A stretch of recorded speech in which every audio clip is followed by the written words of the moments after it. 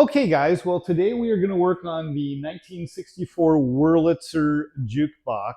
And interestingly, there's nothing actually wrong with it. I got a request from a YouTube subscriber saying, hey, do you know how to replace the belts on this machine? And yeah, I do, but it's really hard to kind of explain. And you'll see that when we do the work. But I thought, you know what? Let's just do a really quick video so I can send it off to this guy so he can replace the belt on his Wurlitzer.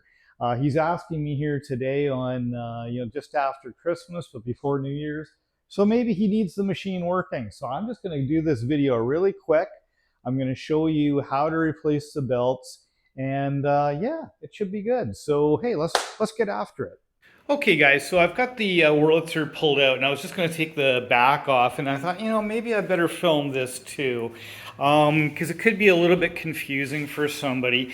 There's two panels to the back of the Wurlitzer, right, top and bottom, and it's actually the bottom one that comes out first, and the way that you actually do that is by lifting up these tabs. There's a tab here, and there's another corresponding tab here. That allows this to fall out. And then once this falls out, there's actually some little pivots that are in here that will actually hold the top one in. So that's what we're going to do. We're going to take those back pieces off, and then we're going to work on the belts. Okay, so I just get a pretty good sized flathead screwdriver and pull these up because they're pretty tight. Okay, imagine they are on multiple units.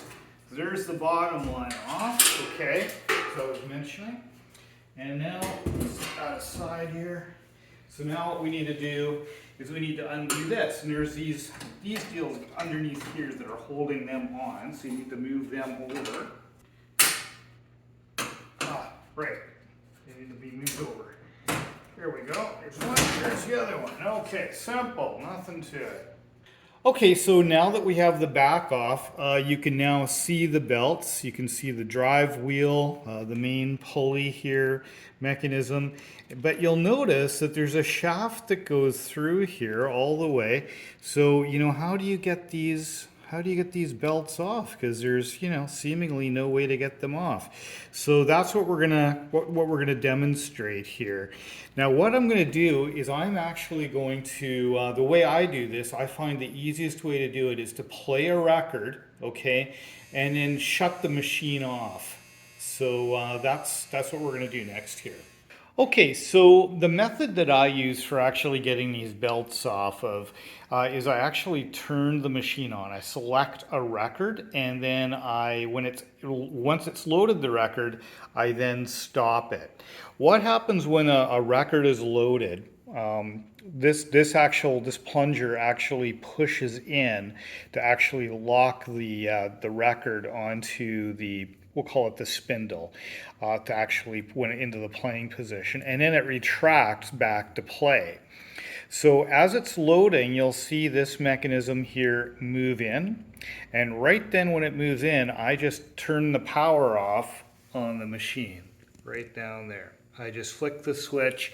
The lights will go out, and the machine will stop. And what that'll allow us to do is allow us to get these belts off a lot easier, because what we need to do then is get them around this, which at the moment is, up against here, and it's a little bit more of a problem.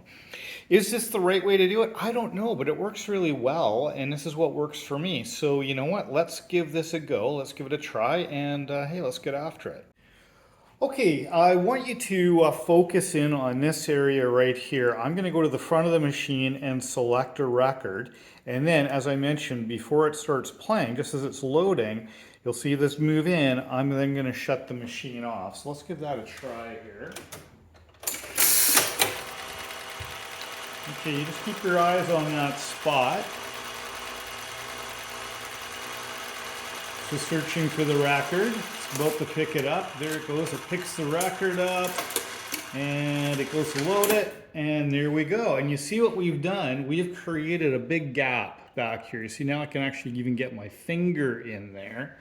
So now we can actually go and get those belts off a lot easier. So I'm sorry it's not super bright here because of course the lights in the machine are off. So hopefully, you can see this.